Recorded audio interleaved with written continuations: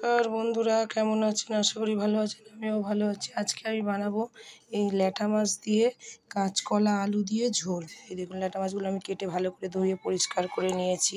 হাত দিয়ে একটা তুলে দেখিয়ে দিই। এগুলো আমি ঝোল করব পাতলা করে, কাঁচকলা আলু দিয়ে ঝোল। নুন হলুদ মাখিয়ে নিয়েছি মাছের মধ্যে।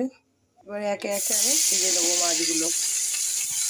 ভাজা হয়ে গেছে, আমি এবারে তুলে নেবো। সব মাছগুলো ভাজা হয়ে গেছে আমার। তেলের মধ্যে একটু কালো জিরে ফোড়ন দিয়েছি, একটু পেঁয়াজ কুচি দেবো।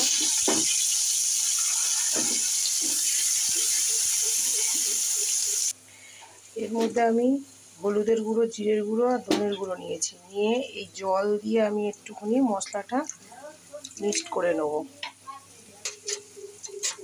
মশলাটা ভালো করে মিক্সড করে নিলাম। পেঁয়াজ ভাজা হয়ে গেছে। এই কাঁচকলা আর আলু আমি ভালো করে একটুখানি ভেজে নেব। ভাজা হয়ে গেছে। দুটো কাঁচা লঙ্কা আমি চিড়ে দিলাম, আর এই মশলাটা আমি দিয়ে দেবো। দিয়ে ভালো করে ভালো করে কষিয়ে নেবো। ভালো করে কষানো হয়ে গেছে। এবারে আমি তরকারিতে জল দিয়ে দেবো। নুন দিয়ে দিলাম। সিদ্ধ হয়ে গেলে সবজিটা তখন আমি মাছগুলো দিয়ে দেবো। এখন আমি একটু ঢাকা দেবো।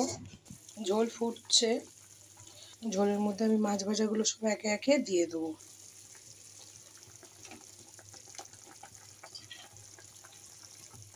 মাছগুলো দিয়ে আমি একটু ঢাকা দেবো।